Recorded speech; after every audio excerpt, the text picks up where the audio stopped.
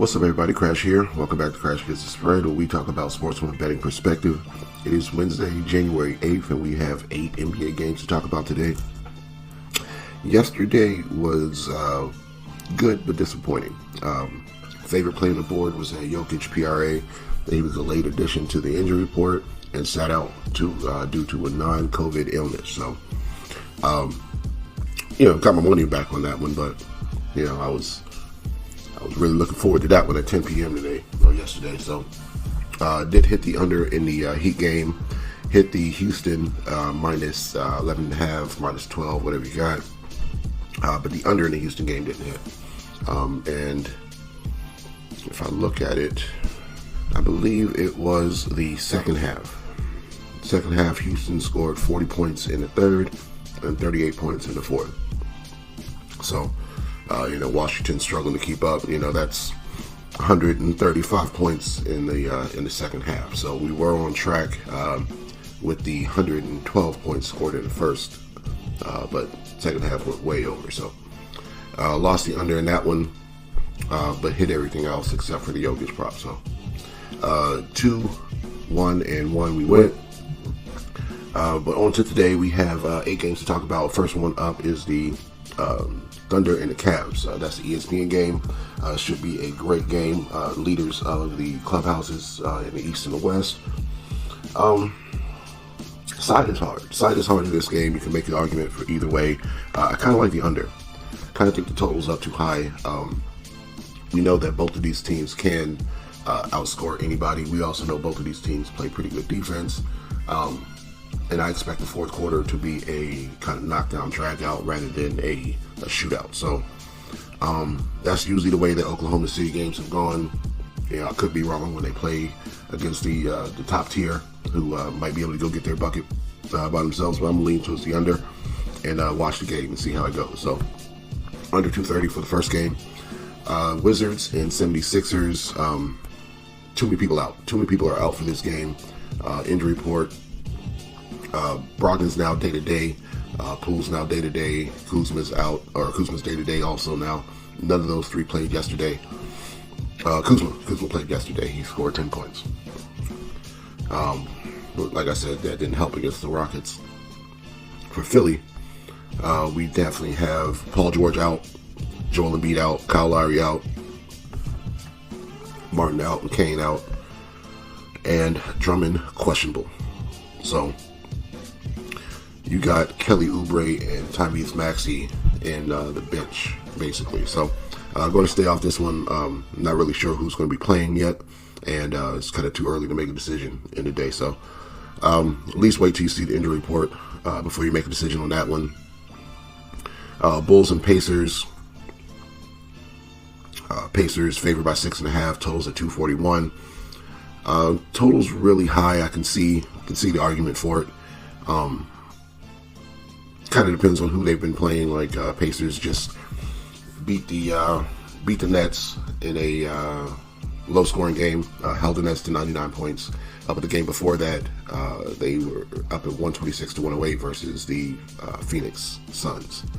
They got over 240 with the Miami Heat, over 240 with the Celtics both times. So they've had games in the last 10 games where they've gotten over this number. And the Bulls, kind of same thing. Bulls just had a super high scoring game with the Knicks. Played high scoring with the Hawks and the Raptors as well. That's kind of like 3 out of the last 10 games for each of these teams. So I think the total might be a little too high. Pacers have been playing more defense. We know the Bulls don't really play that much. Tyrese Halliburton is on the injury report. Bulls just have Torrey Craig and Jasulu. I can see a situation where it gets over. I think I'm going to stay off the game. Maybe live bet it if the total gets too low in the first half or too high in the first half. Maybe live bet it based on what they're doing. But no play right now. Early in the day. Raptors and Knicks. Nobody on the injury report for the Raptors. The Knicks have Karl Anthony Towns on the report. I think one more guy. McBride is also still on the injury report. Robinson's been out. This really should be a bounce back spot for the Knicks, but I think 11 is too high against a fully healthy Raptors team. They did just lose. They are on a back-to-back. They did just lose to, was it? No, they're not on a back-to-back. I was thinking of the Pelicans. Toronto just played Milwaukee on Monday and lost by 24 points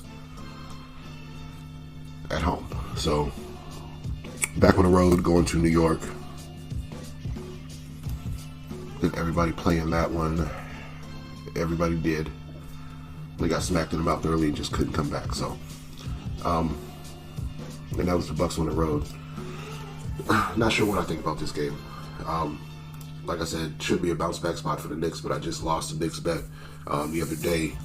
Bet on the Knicks to cover 12 points. So, not my favorite spot for them this season. So, I'll stay off the game for now. Maybe also play it live if wants to see how these two teams are competing. So, Detroit and Brooklyn. The further we get in the season, Detroit is becoming higher and higher favorites. They are covering some of these numbers, but I think the book is trying to kind of price them out. So, Detroit is coming off a 4-game win streak coming into this game. 2-2 against the spread during that time.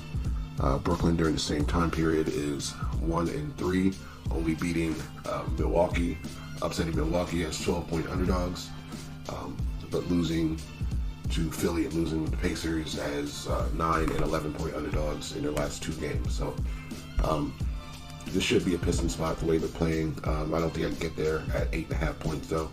So that's just how I feel. Their numbers getting higher and higher, and just want them to keep proving that they can cover these spreads for a little bit before we just keep making Pistons bets at over 5 points. So lean Pistons, not going to bet it.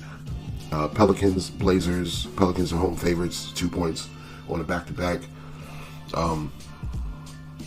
Zion, do we think Zion's going to play on a back-to-back? His second game back, not really sure. Technically, he's not on the injury report. He did play 27 minutes yesterday, scored 22 points. Was a positive on the plus-minus when he was on the floor. Jeremy Grant still out for Portland. Avija day-to-day. Klingon day-to-day. Portland's been a better team in the last 10 games. I feel like Zion being back should change things, but I kind of don't think it will. I guess I kind of lean Portland. New Orleans at home on a back-to-back, cool, but they weren't able to get it done with Zion first game back. I kind of don't think he should play on a back-to-back as much as he's been injured, but we'll see what they do. Going to stay off that game too. Staying off a lot of them. I will be off today, so I actually get to watch basketball, so kind of looking at that, which games are on and which games I'll get to watch. Clippers at the Nuggets. Nuggets on a back-to-back, just came off a loss to Boston. Like I said, Jokic popped up on the injury report late and did not play in that game yesterday. So I kind of assume he will play, and they're going to be facing a healthy Clippers team. That's why the Clippers are favored on the road, and the Nuggets are home underdogs with people on the report. Aaron Gordon, questionable. And Jokic, still on the report, questionable. Sarge played yesterday in place of Jokic and scored 0 points in 16 minutes. So not really a great replacement for him. And if I'd have known that, I definitely would have probably made a Celtics bet. So anyway, talking about tonight's game. If Jokic plays, I'd lean on Denver as home underdogs. If he's out, I think it's a Clipper spot. But we won't know until this game is at 9 tonight. We probably won't even know till 7. So too early to make a decision. But like I said, those are my two scenarios. If he's in, I like Denver. If he's out, I like the Clippers. So Spurs and Bucks. I think I'm a Wemby fan. Not too sure. I always want to take the Spurs in these underdog spots. So we'll see how it goes tonight. Bucks have been playing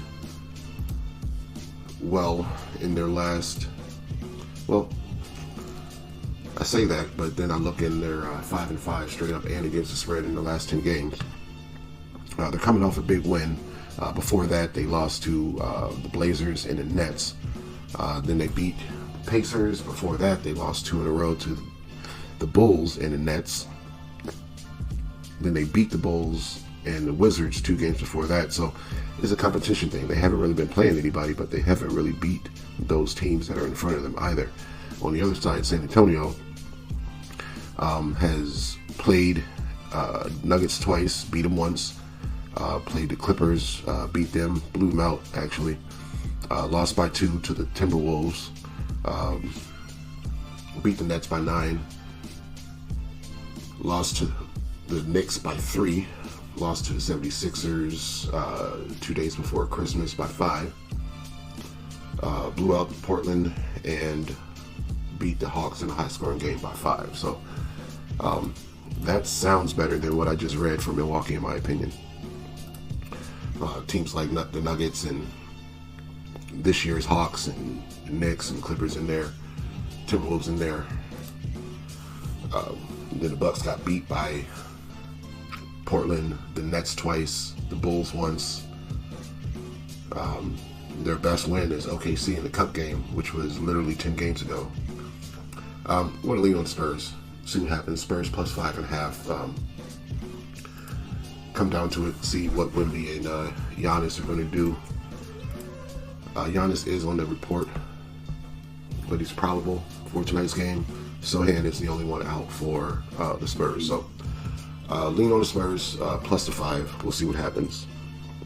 So only really liking the under in the Thunder Cavs game and the Spurs plus the 5. No real sure bets anywhere else. So that's what I'm looking at, those two. Go ahead and lock those in. Let's get this money. We'll be back tomorrow to talk some more NBA. And I believe another 8 games tomorrow and a college game. Probably won't talk about it here, but Notre Dame and Penn State play tomorrow. So we'll look at that, and we'll be back to talk more sports tomorrow. We'll see you then.